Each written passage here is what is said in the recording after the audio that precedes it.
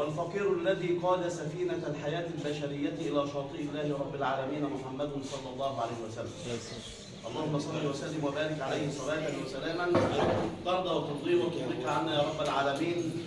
وبعد، مرحبا بكم في هذه الأيام الطيبة المباركة، حيث نحتفي بأستاذ فاضل له سيرته العطرة وسمعته الطيبة أحسبه كذلك من سماع عنه كل خير، ونسأل الله رب العالمين أن يبارك له في أيامه القادمة، وأن يجعل أيامه كلها فائقة سعيدة مليئة من خير، إنه ولي ذلك وقادر عليه إن شاء الله.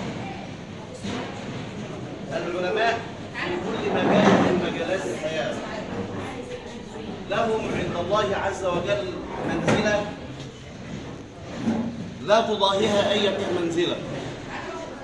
فالعلماء كما قال النبي صلى الله عليه وسلم هم ورثة الأنبياء، والأنبياء لا يورثون درهما ولا دينارا، ولكن ورثوا الايه؟ ولكن ورثوا العلم، فمن أخذه فقد أخذ بحظ وافر. والعلوم حينما تختلف في شتى مجالات الحياة، علوم سواء كانت علوم الدنيا أو علوم الآخرة. علوم الدنيا كما أخبرنا النبي صلى الله عليه وسلم: من علم أو عرف لغة قوم أمن مكرهم. وأستاذنا الأستاذ أحمد متعه الله عز وجل بصحة طيبة، كان أستاذا للغة من اللغات الأجنبية، والنبي صلى الله عليه وسلم كان يحث أصحابه على تعلم لغات القوم. فقد أمر النبي صلى الله عليه وسلم زيد بن ثابت، قال له: من يأتيني بخبر السريانية كلغة من اللغات يتعلمه. فقال زيد بن ثابت: أنا يا رسول الله صلى الله عليه وسلم. فبعد 3 أيام أتى النبي صلى الله عليه وسلم وقال: يا رسول الله لقد حذقتها. حذقتها يعني إيه؟ يعني أنا بقيت واحد منهم. فسر النبي صلى الله عليه وسلم وقال: لقد سررتني. يعني سررتني يعني فرحتني أنك أتيت بلغة من لغات القوم. فهي علم من العلوم يهبه الله عز وجل هذا العلم لمن يشاء من عباده. والإمام النووي رحمة الله عز وجل عليه في المجموع صحح هذه الكلمات، فقال: يعني لحوم العلماء في كل مجالات مسموح، وعادة الله في أخذ منتقصيهم معلوم. شوف سبحان الله، يعني الإمام النووي الإمام من أئمة المذهب الشافعي، وهو يسطر لنا هذه الكلمات الجميلات لفضل أهل العلم. فيقول يقول الإمام النووي فيها: لحوم العلماء والصالحين مسمومة، وعادة الله في أخذ منتقصيهم معلوم. فلا ينبغي لأحد أن ينقص من قدر عالم من حق مطلقا. ويقول الإمام النووي مجددا، يقول إيه؟ وعادة الله في أخذ منتقصيهم معلوم. يعني يقلل من قدرهم ولا يعطيهم حقهم وشأنهم، وهذا هو قدرهم عند الله عز وجل، فلا بد أن يكون لهم قدرهم عند الناس. وعادة الله في أخذ منتقصيهم معلومة، فمن أطلق لسانه فيهم بالسلب، في كلام الإمام النووي الكلام الرائع، وهو يصفكم ويعطيكم حقكم وقدركم، وهو من أهل العلم.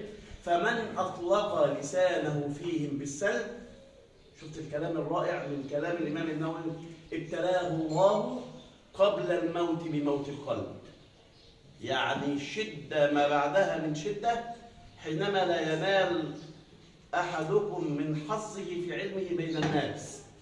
فمن أطلق لسانه من الناس في منزلتكم وكرامتكم عند الله عز وجل، فشدد الإمام النووي قائلا: ابتلاه الله قبل الموت بموت القلب. ولله ضرب الإمام البوصيري حينما يجعل قيمة العالم، وهذه القيمة حيث أن الله عز وجل صفهم في المراتب، فشهد الله على نفسه بربوبيته وعلويته وسمائه، فقال: شهد الله أنه لا إله إلا هو. ومين تاني؟ المرحلة الثانية: والملائكة. يبقى دي الدرجة الثانية من درجة المقربين عند الله سبحانه وتعالى. والدرجة الثالثة وأولو العلم في شتى مجالات الحياة، وأولو العلم قائما بالقسط. حتى قال الإمام البوصيري: علم العليم وعقل العاقل اختلف، من ذا الذي منهما قد أحرز الشرف. فالعلم قال أنا أحرزت غايته. العلم اللي هو الايه؟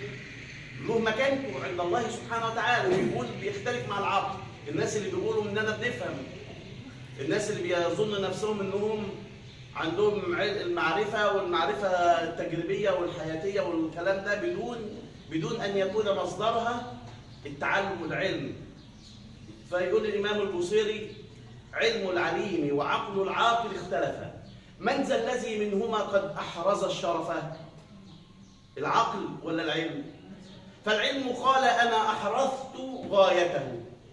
فالعلم قال أنا أحرزت غايته. العلم بيقول أنا أحرزت قمة المجد والشرف. والعقل قال أنا الرحمن بي عرف. الناس بيقولوا عرفنا ربنا بالإيه؟ العقل. والعقل قال أنا الرحمن بي عرف. فأفصح العلم إفصاحا وقال له. شفت الحوار بين العقل والعلم؟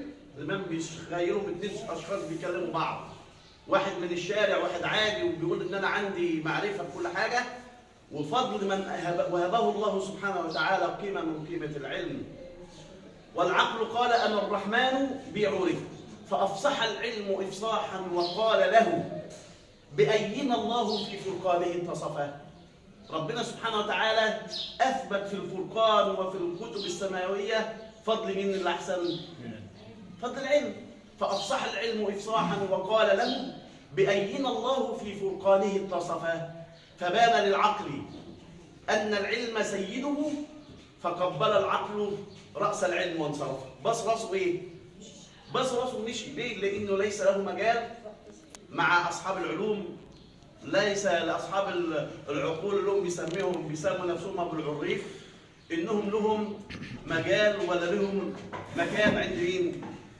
عند أصحاب العلوم. فما بالك بقى أن إنسان وهبه الله سبحانه وتعالى العلم ثم تعدي، وده في العلم الشرعي يقولوا كده لا خلاص يا ساعات بيقولوا خلاص لا انا عايز اعمل الساعه 1 يا عم. لا انا خلاص